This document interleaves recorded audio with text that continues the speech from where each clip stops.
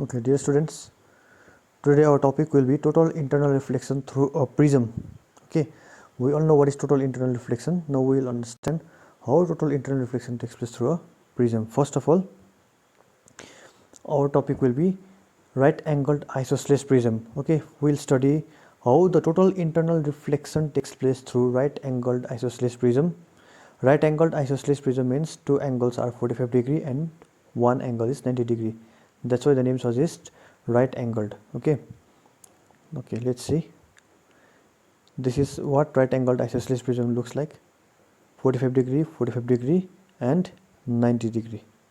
Okay, now aim of our today's class, what is the purpose? We want to learn how the ray of light acts when it passes through a prism. Okay, especially right angled isosceles prism. So our purpose is to deviate the ray of light by 90 degree. So this right angled isosceles prism deviates a ray of light by 90 degree. It also deviates a ray of light by 180 degree, and it helps to erect the image without any deviation. Okay, so it can be used in three different ways. Number one, if you want to bend a ray of light by 90 degree, we can use this prism. If you want to bend a ray of light by 180 degree, you can use this prism. If you want to erect the image which is inverted without any deviation, you don't want to deviate the light but you want to erect the image, that time also you can use this prism. Okay, so this prism is going to be very useful to us. Now let us study one by one. Our first will be to deviate the ray of light by 90 degree. Please ignore these things on the screen. Okay,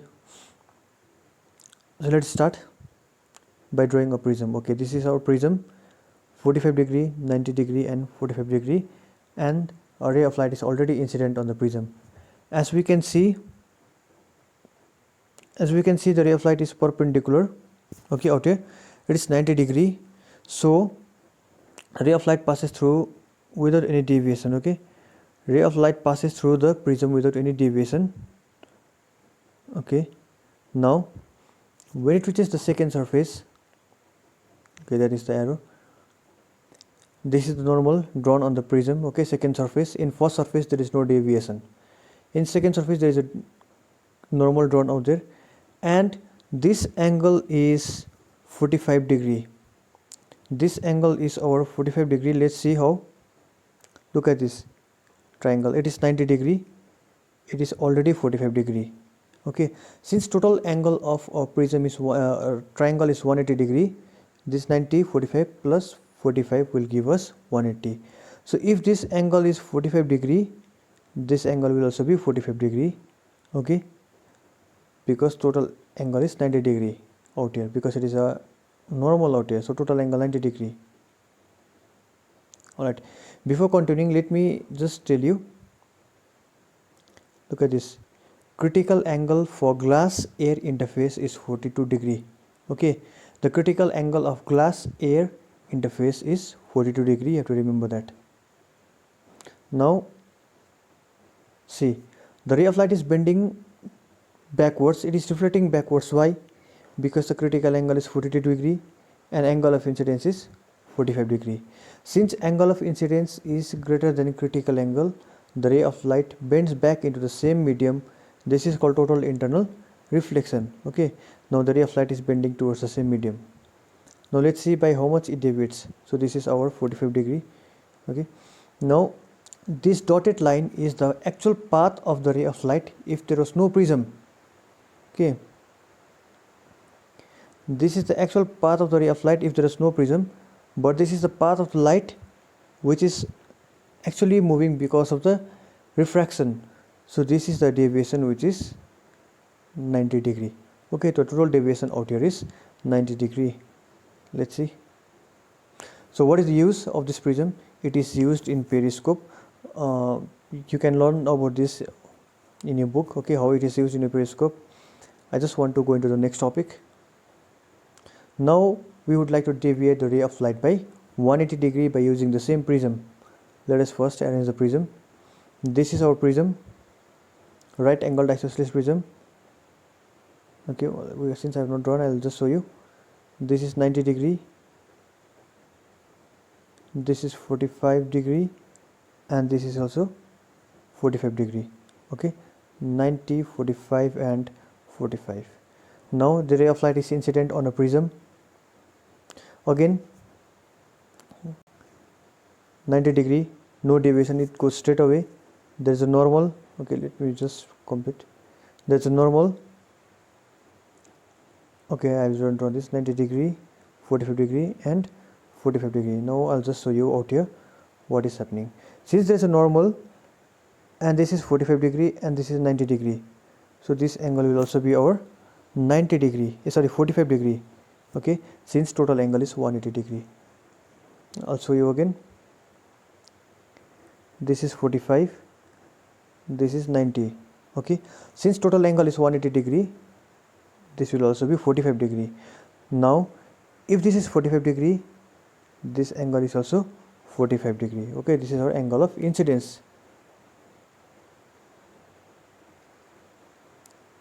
Yeah, I have drawn that. Angle of incidence is 45 degree. Now again we know the critical angle is 42 degree, critical angle for glass air interface. Now since the angle of incidence in the denser medium is greater than critical angle, okay, 45 degree is greater than 42 degree, so critical the angle of incidence is greater than critical angle out here. Again the ray of light will reflect back into the same medium. The ray of light is reflecting back into the same medium because out here, I have not shown out here but I'll show you, because this angle is also 45 degree, which is greater than critical angle, which is 42 degree. Okay, again now ray of light has reached the second surface. Again out here we can see angle of incidence is 45 degree. Okay, again since angle of incidence is greater than critical angle, again the ray of light will bend back into the same medium. Okay, let's see like this. So what is the total deviation? The total deviation is 180 degree because initially initially the light was traveling in this direction out here, but after refraction it is traveling in this direction. So what is the total deviation? Total deviation is 180 degree. Okay, so we have finished with this also. Now next we have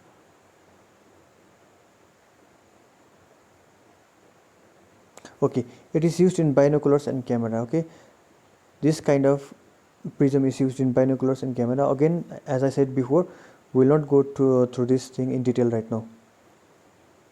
Now next our topic is to invert an image without deviation, and we will use the same prism.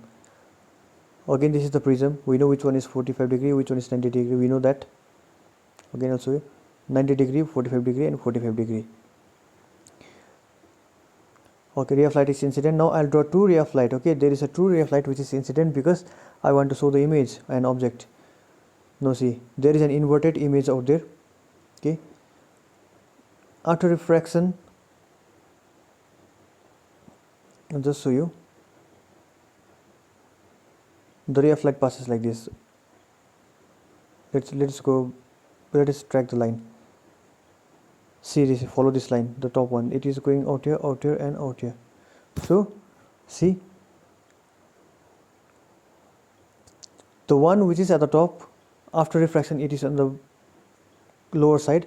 Again the line which is at the lower side, after refraction it is on the top side. Okay, so this is how ray of light will refract, or it will pass after refraction, and this will be our image which is inverted, and there is no deviation because initially ray of light was traveling in this direction. After refraction also it travels in this direction, so there is no deviation. But what is happening? The ray of light is just getting inverted. See, okay,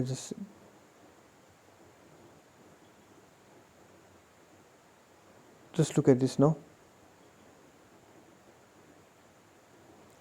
And the pointed one is on the ray which is on the lower side. Follow this. Now since this ray which reaches the top, so pointed one will be on the top. In this way we can assume the ray of light is, the image is being inverted. Now where do we see this kind of prism? We see this kind of prism in a projector. Okay, we see this in a projector in a cinema hall, in which the image is used to erect, because we know the image shown in the cinema hall by projector is a real image, and one thing we already know, real image is always inverted. But when you look at the cinema screen, you don't see the inverted image, you see the erect image. So how the image is real and erect? Because at that time there was this prism which is being used in a projector. So what does that prism do? It inverts the image. Initially the image was inverted, that prism will make it erect. Okay, this is how you find the image in a cinema screen. So I would like to conclude our class with this topic. We'll continue in our next class.